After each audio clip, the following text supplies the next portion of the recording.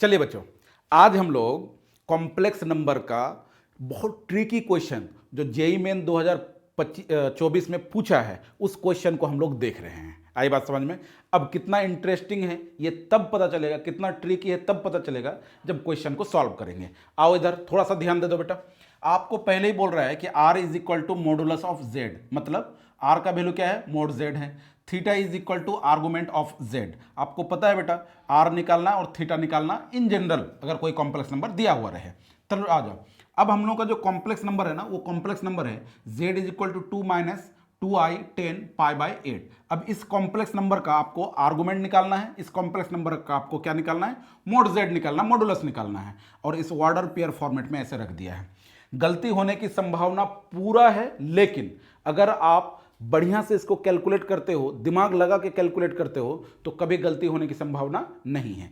आ जाओ NM sir का trick को देखो और इस क्वेश्चन को आप अपने से भी सॉल्व करो बैठ के। चलो आ जाओ, ये आ गया आपको पहला बेटा कि z इज इक्वल टू ये है 2 माइनस 2 आयोटा 10 5 पाई बाई 8। ठीक है मेरे बच्चों? जी गुरुजी बिल्कुल। अब देखो, एक फॉर्म होता है बेटा पोलर फॉर्म। पोलर फॉर्म क्या चीज होता है गुरुजी? तो z is equal to r into cos theta plus i sine theta, इसको हम लोग बोलते हैं पोलर फॉर्म बेटा। तो इस पोलर फॉर्म में देखो कॉस थीटा भी मौजूद रहना चाहिए और आई के साथ साइन थीटा भी मौजूद रहना चाहिए, और बीच में क्या होता है? प्लस होता है। तभी इस आर को हम लोग बोलते हैं कि ये मोड जेड है, और ये जो थीटा है इसी थीटा को हम लोग बोलते हैं कि आर्गुमेंट ऑफ जेड है। ये आई बात समझ में क्या? जी गुरुजी बिल्कुल आ गया। अब ध्यान दो बेटा, अगर मान लो कि इस टेन थीटा को कॉस थीटा और साइन थीटा में आप तोड़ लेते हैं तो ये फॉर्मेट तो आ जाएगा, लेकिन बीच में यहाँ पे माइनस है और यहाँ पे बीच में क्या है? प्लस है। तो हम लोगों को इस फॉर्मेट में लाने के लिए बेटा यहाँ बीच में क्या लेके आना होगा? तो प्लस लेके आना होगा। अब थोड़ा सा ध्यान दो तब बात बनेगी। z is equal to 2 minus 2 into I. अब इसको हम लोग बनाते हैं बेटा, ये चीज जो आप देख रहे हो ना, थोड़ा सा ध्यान दो बेटा, ये चीज जो आप देख रहे हो इसको हम लोग बनाते हैं। तो इसके लिए देखो, ये चीज अभी इस चीज को हम लोग इस नेगेटिव को हटाने के लिए इस चीज को और कोई दूसरे तरह से लिख सकते हैं क्या? ट्रिगोमेट्री में बिल्कुल लिख सकते हैं। कैसे लिखेंगे बेटा? तो ये चीज जो है ना 5 पाई बाई 8 जो है ये सेकेंड क्वाड्रेंट में आता है। किस क्वाड्रेंट में? सेकेंड क्वाड्रेंट में। अब हम लोग देख रहे हैं बेटा ये तो पाई हो गया, अगर हम लोग पाई माइनस इतना कर लें यानी 10, इधर ध्यान दो, पहले तो ध्यान देने की जरूरत है, पाई माइनस 5 पाई बाई 8 कर लें तो क्या ये वैल्यू कितना आएगा वो पहले हम लोग देखते हैं। तो 10 पाई माइनस थीटा क्या होता है बेटा?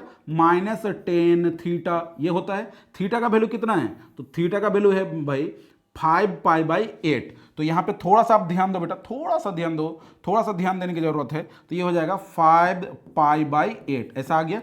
बिल्कुल गुरुजी आ गया। अब थोड़ा और ध्यान दो बेटा, इसको जब आप कैलकुलेट करोगे तो 8 पाई माइनस 5 पाई ये क्या हो जाएगा? 10, ये हो जाएगा 3 पाई बाई 8, और इधर आ जाएगा बेटा आपको माइनस 10 और 5 पाई बाई 8 आ जाएगा क्या? जी गुरुजी बिल्कुल। इस माइनस को इधर एडजस्ट कर लो बेटा, जैसे एडजस्ट करोगे तो ये हो जाएगा 10 5 पाई बाई 8, और इधर से आ जाएगा आपको बेटा 10 3 पाई बाई 8, और ये माइनस लग जाएगा। यानी जहां पे आपको ध्यान दो बेटा, जहां पे आपको 10 5 पाई बाई 8 था वहां पे आपको हो जाएगा माइनस 10 3 पाई बाई 8 ऐसा आ जाएगा। अब मैं इसको हटा दे रहा हूं और इसके जगह पे ये चीज यहां पे रख दूंगा। तो जैसे ही आप रखोगे यहां पे तो ये चीज बन जाएगा कुछ ऐसा बेटा। अरे देखो ना, देखोगे तभी तो बनेगी बात। यहां पे देखो, 10 है ना, इसको हम लोग लिखेंगे 10 3 पाई बाई 8 लिख लिया बेटा। अब देखो ये माइनस है, ये माइनस इसके साथ जाएगा तो ये प्लस बन जाएगा। चलिए जी गुरुजी बिल्कुल समझ में आ गया। इस चीज को आप नोट कर लोगे बेटा, जो यहाँ पे ट्रिगोमेट्री जो कैलकुलेशन करा ना इसको आप नोट कर लोगे। अब हम लोग आगे बढ़ते हैं बेटा, तो ये z इज इक्वल टू ये हो जाएगा, दोनों से पहले 2 को कॉमन कर लो, कर लिया गुरुजी। यहाँ पे क्या बचा? 1, और प्लस यहाँ पे क्या बचा? i। अब इस टेन थीटा को जो है ना साइन थीटा और कॉस थीटा में कन्वर्ट कर लो, तो ये हो जाएगा बेटा साइन 3 पाई बाई 8 और divided by cos 3 pi by 8 ऐसा आ जाएगा। जी गुरुजी बिल्कुल आ जाएगा। z is equal to 2 into LCM जब लोगे तो ये हो जाएगा कॉस 3 पाई बाई 8 आ जाएगा बेटा।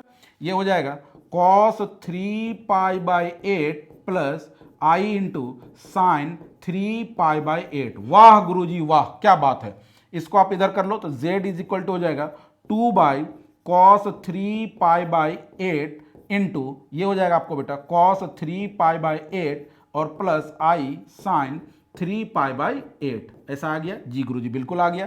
अब देखो, देखने और सुनने का समय तो अभी है बेटा, अभी अगर नहीं देखोगे तो कब देखोगे? तो यहां से आपको z जो आएगा बेटा वो आ जाएगा z is equal to 2 into, ये कॉस ऊपर जाएगा बेटा तो ये हो जाएगा सेक 3π/8 आ गया बेटा ऐसा, और फिर इंटू आएगा।